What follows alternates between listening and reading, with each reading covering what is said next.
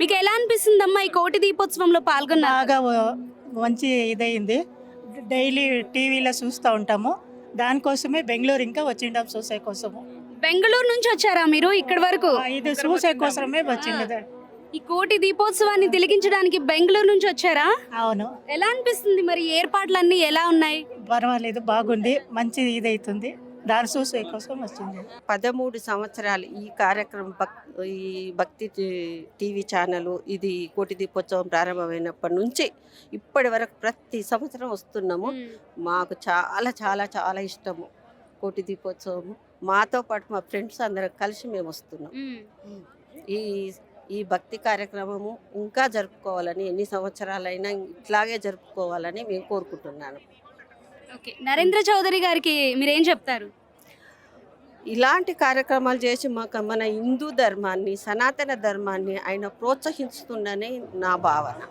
నరేంద్ర చౌదరి, రమాదేవి దంపతులు, వాళ్ళిద్దరు దంపతులకు దేవుడు ఇంకా ఇలాంటి అవకాశాలు ఇంకా వాళ్ళకు చేసేటువంటి శక్తిని ఇవ్వాలని, ఈ శివుడు ఇవ్వాలని నేను కోరుకుంటున్నాను.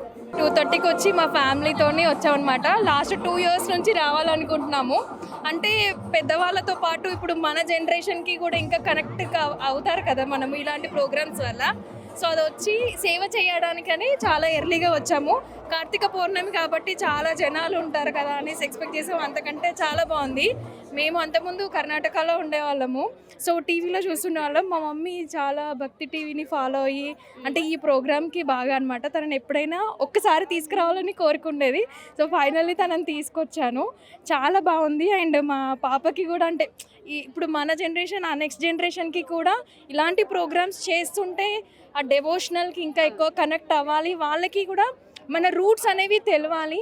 అండ్ దట్టు ఇప్పుడు ఈ కార్తీక పౌర్ణమి కానీ దాని విశిష్టత కానీ ఇలాంటి ప్రోగ్రామ్స్ వల్ల ఇంకెక్కువ విశేషాలు అందరికి తెలవాలని నేను అనుకుంటున్నాను.